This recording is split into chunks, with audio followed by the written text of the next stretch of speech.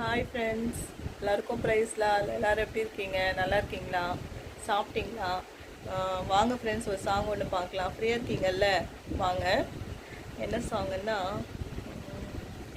உம்மை நம்பும் நான் பாக்கியவான், உம்மையே நம்பியிருப்பேன்.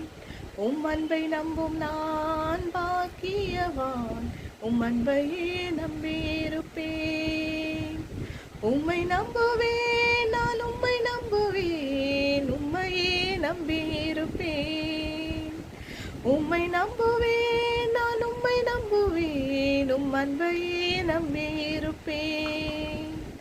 உம்மை நம்பும் நான் பாக்கியவான், உம்மையே நம்பியிருப்பேன். உம் அன்பை நம்பும் நான் பாக்கியவான், உம் அன்பையே நம்பியிருப்பேன். ஆமேன். ஆமாம் ஃப்ரெண்ட்ஸ், நம்ம எல்லாம் பார்த்திங்கன்னா பாக்கியவான்கள், அப்படிதான் பைபிளில் போட்டிருக்கு. ஸோ ஆண்டவரை நம்புகிறவங்க, ஆண்டவரை நேசிக்கிறவங்க, அவருடைய அன்பை அப்படியே பிடிச்சிக்கிட்டு அவருடைய வழியை பின்பற்றுறவங்க எல்லாருமே பார்த்திங்கன்னா ஏசப்பாவுடைய பார்வையில் பாக்கியவான்கள்.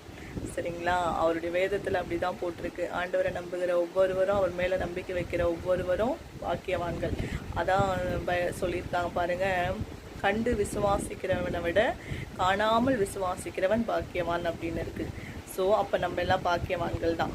நம்ம ஏசப்பாவை பார்த்ததில்லை, அவரோட நம்ம ட்ராவல் பண்ணதில்லை, நம்ம அவரை பார்க்காம விசுவாசிக்கிறோம். அவருடைய உருவத்தை பார்க்கல, அவருடைய வார்த்தையை நம்ம பார்க்குறோம் ஒவ்வொரு நாளும். அவருடைய வார்த்தையை நம்பி அவருடைய வார்த்தை மூலியமாக தான் நம்ம அவரை விசுவாசிக்கிறோம் இல்லையா? சரிங்களா? இப்போ நம்மளுக்கு பார்த்திங்கன்னா ஒரு ஆவியானவராக இருக்கிறாரு. ஸோ அப்போது அவருடைய வார்த்தை தானே நம்மளை தேற்றுது, சமாதானப்படுத்துது.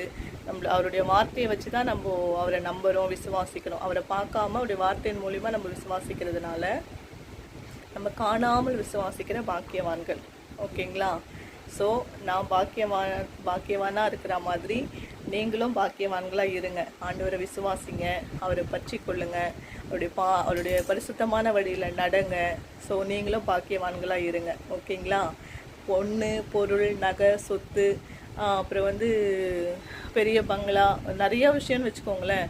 அந்த அளவுக்கு பெரிய ஆளாக இருக்கிறத விட நம்ம சிறியவங்களா, அதாவது நம்ம ஏழையாக இருந்தாலும் சரி, நம்ம கஷ்டப்படுற இடத்துல இருந்தாலும் சரி, ஆண்டவர் மேலே நம்பிக்கையும் விசுவாசமாக இருந்தோன்னா உலகத்தில் ஏசப்பாவுடைய பார்வையில் மற்றவங்களோட கம்பேர் பண்ணால் நம்ம தான் பெரிய ஆள். ஸோ நம்ம தான் பாக்கியவான்கள். சரிங்களா? ஸோ ஏசப்பாவை நம்புங்க, விசுவாசிங்க. ஓகேங்களா? அப்போ நீங்களும் பாக்கியவானாக இருங்க. சொத்து, சுகம் இதெல்லாம் முக்கியம் இல்லை. ஆண்டவர் மேலே வைக்கிற விசுவாசம் மட்டும்தான் முக்கியம்.